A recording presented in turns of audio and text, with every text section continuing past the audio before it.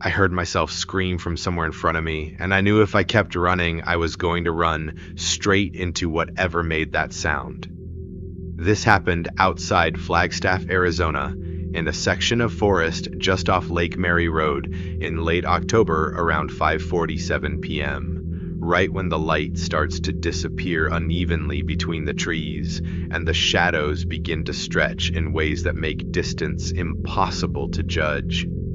I had gone out alone for a short hike before heading back into town, something I had done dozens of times, and nothing about that day had felt unusual when I started.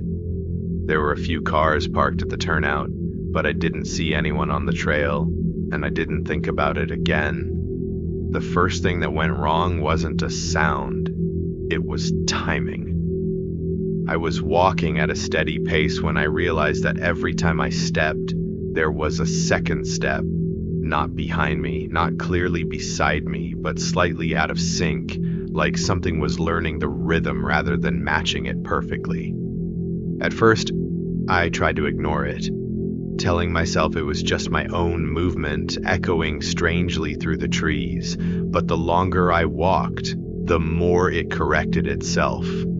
The second step became tighter, more precise, until it lined up almost perfectly with mine. Then it stopped. Not because I stopped, because it chose to. I took another step and it didn't follow. That was worse, because it meant it didn't need to anymore. I kept moving. Faster now, my breathing already starting to change, when I saw something ahead of me on the trail. Movement at the exact point I was about to reach. It didn't run across the path, it didn't retreat. It was just there, occupying the space, and then it wasn't. Gone in a way that didn't involve leaving. I slowed, and then I heard it. My voice from ahead, screaming, not calling, not speaking, screaming in the exact tone I would make if I was already hurt. My entire body reacted before my mind did. I stopped so hard my foot slid forward on loose dirt, and I felt my chest tighten in a way that made it hard to breathe, because I knew one thing immediately.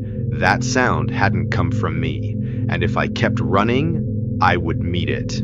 I turned to go back the way I came, and that's when I heard it again, behind me, my voice, same scream, same pain, same breath, both directions, same distance. That's when I understood I wasn't being chased, I was being held.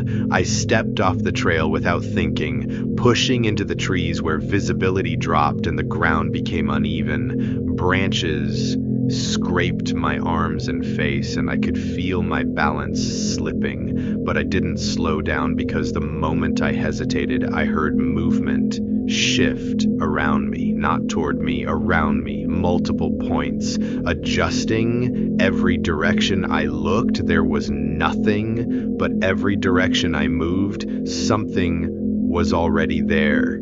I changed direction sharply, cutting downhill, then angling left, then back up, trying to break whatever pattern it was using, but it didn't matter.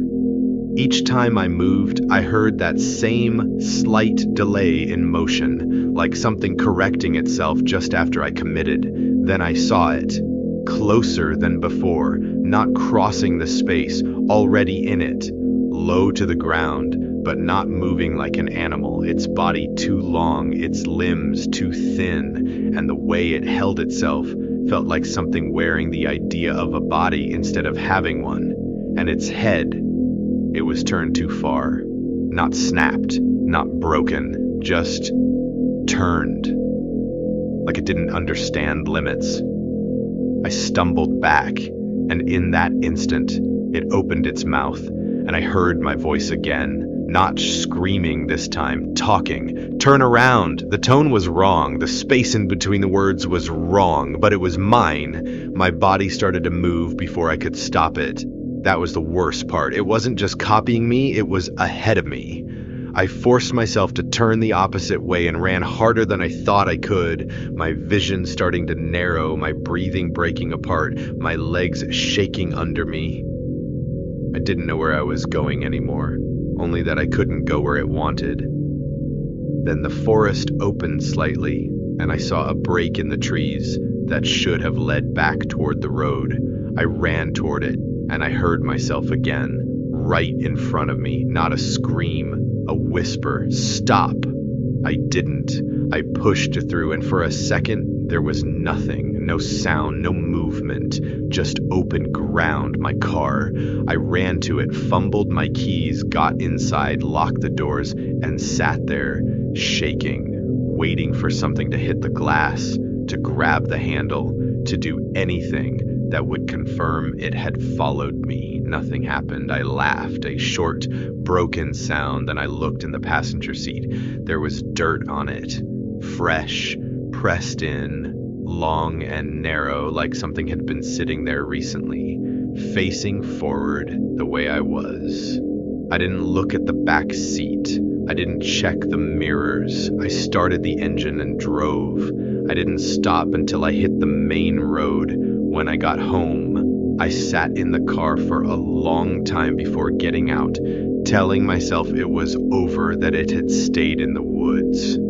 Then I opened the door and heard it inside the house. My voice from the hallway. Finally. I called the front desk because I heard someone begging for help through the wall, and the man on the phone told me to ignore it. And that's when I realized I wasn't supposed to hear anything from the room next to mine. This happened in Tulsa, Oklahoma in early November around 12:58 a.m. at a cheap roadside motel just off Route 66. The kind of place people stop at because they don't want to drive any farther, not because they expect anything good. I had been on the road most of the day, and by the time I checked in, I was exhausted enough not to question anything as long as the door locked and the bed was clean. The clerk barely spoke when I signed in, just handed me a key and pointed toward the back building. And I remember noticing that he didn't look at me when he said the room number, like he was trying not to engage more than necessary. At the time, I thought he was just tired or uninterested. The room itself was nothing special. Single bed, TV, bathroom, everything functional. I locked the door, set my bag down, and sat on the edge of the bed for a minute, letting the silence settle. That's when I heard the first sound. It was faint, so faint I almost missed it. A voice through the wall, not talking normally, strained, like someone trying to speak without being heard. I stood up slowly and moved closer to the wall that separated my room from the next one. I held my breath, trying to isolate the sound. Then I heard it again, clearer this time. Please. It wasn't loud. It wasn't dramatic.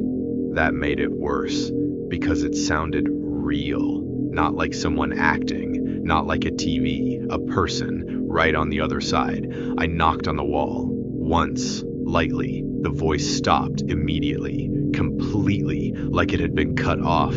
I waited, nothing. Then a different sound, movement, closer to the wall, and then a whisper, so quiet I had to lean in to hear it. Don't. My stomach dropped. That wasn't a normal response. That wasn't someone asking for help anymore. That was someone telling me not to make noise. I stepped back, grabbed my phone, called the front desk. The man answered on the second ring. I said, "Hey, I think someone in the room next to me needs help." There was a pause. Too long? Then he said, flat, "No one's in that room." I looked at the wall. I said, "I just heard someone." He repeated slower this time, "No one is in that room." I felt something shift in the way he said it. Not reassurance, correction, like I had said something I wasn't supposed to say. I said, "Can you check?" Another pause. Then, "No." No explanation, no concern, just no. That's when I stopped thinking this was normal. I hung up, stood there listening again. Silence. Then 3 soft taps from the wall, evenly spaced. I froze. Then one more, from lower. near the floor. Not random. Pattern. I grabbed my shoes, decided I was leaving. I didn't care about a refund. I didn't care about anything. I went to the door, unlocked it, opened it, and stopped. There was someone standing outside my room. Not knocking, just standing there facing the door.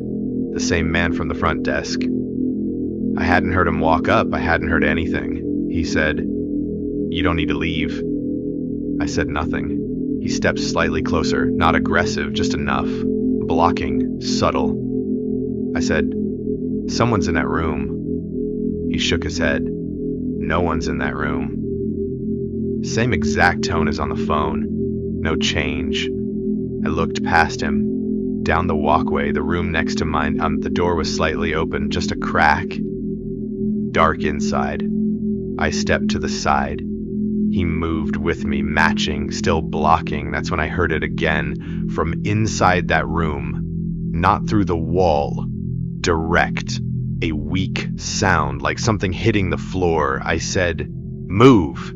He didn't. He said, "Go back inside." That's when I realized something worse. He wasn't trying to convince me. He was waiting for me to stop. I pushed past him harder than I expected. He didn't fight it, didn't react. I went straight to the next door, pushed it open. The smell hit me first, then the room, and I understood immediately. The bed was pushed aside. The mattress on the floor. Restraints, not improvised, installed, permanent. There was someone there, on the ground, barely moving, and then, from behind me, his voice, right next to my ear. "You weren't supposed to see that." I turned, but it wasn't just him anymore. There were more in the hallway, standing, watching, not moving, like they had been there the entire time. And that's when the person on the floor made one more sound. Not words, just breath. And then my voice from behind me. "Close the door."